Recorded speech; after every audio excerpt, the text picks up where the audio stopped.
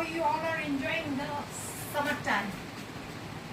अच्छा हटके किया मैंने, हटके इसलिए किया कि मेरे जो पोटली है कचरों का डब्बा में से ये मिला है। पता नहीं, मुझे खुद भी याद नहीं है मैंने कब खरीदा है। ये मैंने खरीदा, ये मेरी माँ ने खरीदा, मुझे मैं याद नहीं। इतना पिस्टल शेड नहीं पहना, लेकिन एज बी से ना boys are for blue and pink are for girls, तो इसमें दोनों ही है। इसकी खासियत मैं बता दूँ, ये ए लाइन नहीं है, कुछ भी नहीं है, पता नहीं क्या फ्रॉक है, ये उड़ता ही रह रहा है हवा में। कॉटन का है, प्योर कॉटन का। यही एक फ़ायदा है इसमें, प्योर कॉटन का है। और इसमें रबर प्रिंट बोलिए या फॉइल प्रिंट, कुछ भी बोलिए, आई थिंक फॉइल प्रिंट है, इसलिए इसमें ब्रश नहीं लगाना था। ये फर्स्ट टाइम मैंने पहना है, मुझे मालूम ही नहीं था। तो हर दिन के लिए वीडियो बनाने के लिए मैं जब ड्रेसेस ढूंढ रही थी, बहुत लोग बोल रहे थे कि कुछ वेस्टर्न में भी लाइए, तो ढूंढने से ये मिल गया। इसमें नेवी ब्लू है, उसके साथ गोल्डन है, मतलब इसका जो आर्ट है बहुत सुंदर है। नेवी ब्लू है, गोल्डन है, उसके बाद अंदर एक रेड भी दिया है। तो इसको थोड़ा सा ग्लॉसी और थोड़ा सा फैंसी लुक के लिए ये एक्चुअली मैंने बनाया है बीच वेयर लुक। ये कोई लाजमी नहीं है कि आप बीच में जब जाएंगे तो बिकिनी में ही जा सकते हैं। Bikini is a obvious reason, swim suit bikini is a obvious reason. बस आप अगर घूमने जाएंगे, आप स्विम नहीं कर रहे हैं, आप घूमने जाएंगे, तो आप इस तरह का कॉस्ट्यूम पहन सकते हैं। ग्लेयर्स अटपटा सा है, अटपटा सा ग्लेयर्स पहन सकते हैं। और स्टाइल के लिए हम जैसे, धूप तो रहेगा ही, समर टाइम रहेगा, तो स्टाइल के लिए ऐसे आप सराउंड हो या दुपट्टा, मैंने कहा ना आजकल आप किसी भी चीज़ को फेंकने से पहले दोबारा सोच लीजिए, या मुझे आप इनबॉक्स कर सकते हैं कि दीदी हम इसको फेंकने जा रहे हैं, इससे कुछ हो सकता है कि नहीं। तो आप ऐसे जा सकते हैं विद ग्लेयर्स। एक फ़ायदा है वेस्टर्न आउटफिट, ज़्यादा मेकअप करने की ज़रूरत नहीं। बिल्कुल मैंने मेकअप किया है,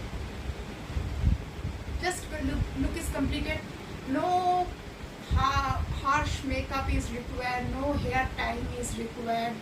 हाँ, सनस्क्रीन आपको तो बॉडी में रखना ही होगा आप जब सी के सामने सी के पास जाएंगे। जस्ट एक वॉच होना चाहिए, वो भी एक ऑप्शनल है।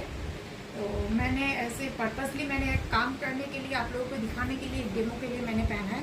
Otherwise you can go with their hands also. और छोटा सा पिंकू ये मिल गया, पिंकू मुझे ढूंढ के मिल गया मैचिंग के लिए।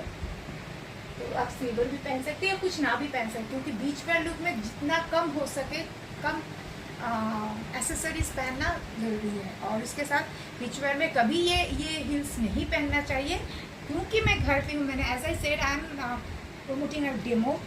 अबे ए गबलू चौधरी,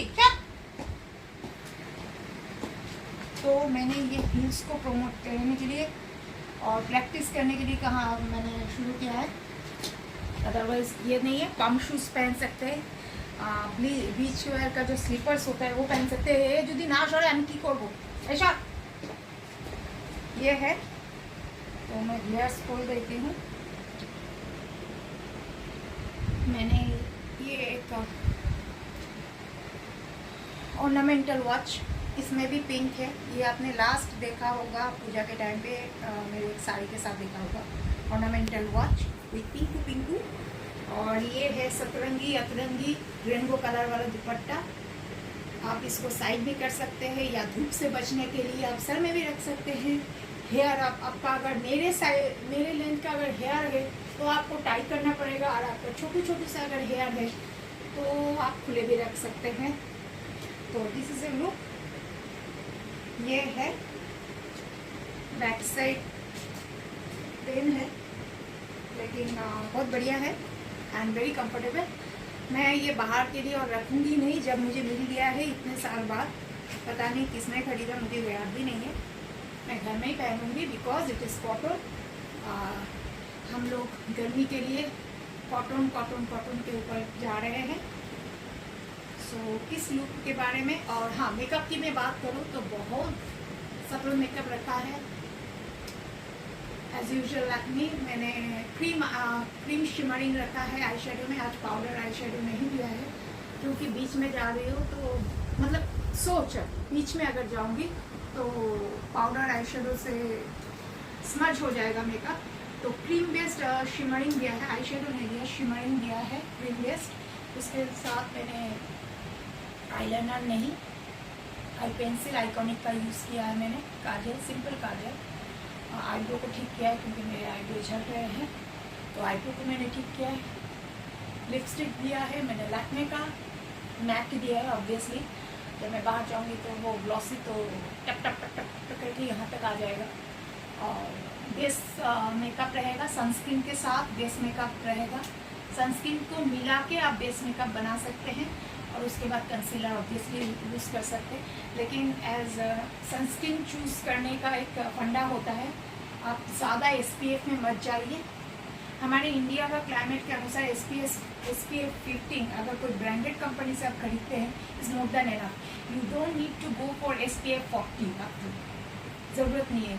अभी मार्केटिंग के लिए, बिजनेस के लिए कंपनी कुछ भी बना रहे, जैसे बाहर फॉरेन के शैम्पू हम लोग के इंडियन वेदर के हिसाब से हम लोग के हेयर के लिए बहुत बिल्कुल ख़राब है, बिल्कुल नहीं।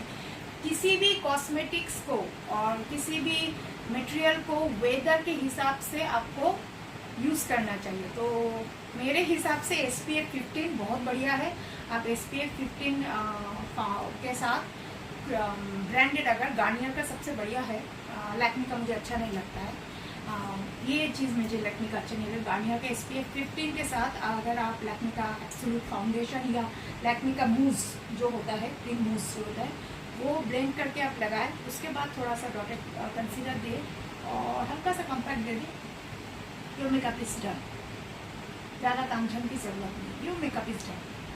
हाँ, आपको अगर पिंपल्स है या डार्क पैचेस है जो कि टचवुड में मुझ में ये सब नहीं है, अगर वो सब है थोड़ा सा आपको और भी शेड्स के ऊपर शेड्स डालना पड़ेगा वो उस दाग को कवर करने के लिए। Other than that if you have a skin tone of like me, मेरा स्किन टोन है, आप कहते कभी कभी कॉम्बिनेशन भी होता है, टी जोन का है, कभी कभी कॉम्बिनेशन में, ज़्यादातर ऑयल बेस्ड है मेरा स्किन टोन है ऑयल बेस्ड। और स्किन का टी यहाँ से बहुत मतलब यहाँ ऑयली रहते तो इसको टी जोन बोलते हैं। तो इस हिसाब से मेरे स्किन टोन के हिसाब से और मेरे कम्प्लेक्शन के हिसाब से अगर जाएंगे तो बहुत कम मेकअप से हो जाएगा। और किसी individual based on the individual problems. लेकिन मैं एक बात बोल दूँ, इंडिया बीइंग एन इंडियन, और आप भी अगर इंडिया में ही रहते हैं तो SPF 15 अगर आप गार्नियर कर ले तो मोर देन एनफ है।